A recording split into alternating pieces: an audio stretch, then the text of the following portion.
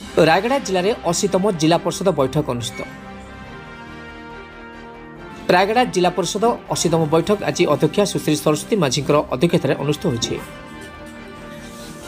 स्थानीय जिला परिषद सम्मेलन कक्ष में अनुष्ठित यह बैठक में मान्यवर विधायक रायगड़ा श्रीयुक्त काड्राका आपला स्वामी, विषमकट विधायक श्री नीलमथ भिक्का, गुणपुरी विधायक श्री सत्यजित गमांग, जिलापाल रायगड़ा श्रीमती पारुली पटवारी, जिला मुख्य उन्नयन अधिकारी तथा कार्यनिर्वाही जिला परिषद श्रीयुक्त अक्षय कुमार खेमुंडू, मान्यवर कोरापुट संसदीय प्रतिनिधि श्री दुर्गा प्रसाद पंडा, जिला परिषद उपाध्यक्ष संतोष सुना, पीएआईटीडी रायगड़ा श्री चंद्रकांत माझी, परिषद समस्त सदस्य सदस्या, पंचायत समिति अध्यक्ष अध्यक्षा एवं विभिन्न विभागीय अधिकारी माने योगदान देथिले। प्रथमे जिला परिषद अध्यक्षा तांका अभिभाषण ने जिलार विभिन्न विकासमूलक कार्यक्रम विषय में सक्रिय भाव में आलोचना करने को उपस्थित सदस्य सदस्य आह्वान करथिले। रायगड़ा सुब्रत चौधरी रिपोर्ट। रायगड़ा विधायक भी अपन गोटे प्रश्न उठाई से गोटे ठीक प्रश्न जहाँकि रिपोर्ट टाइम रो आपण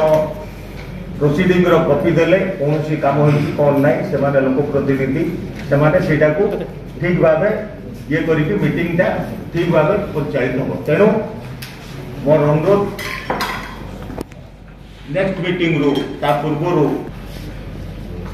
मतलब में एक्चुअली सर हमें इमीडिएटली रिलीज कर दो। आपसे को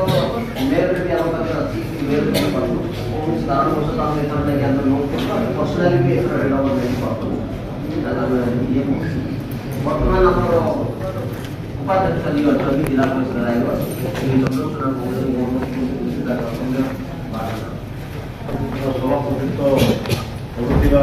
एवं गुणपुर विधायक सत्यजित गमांग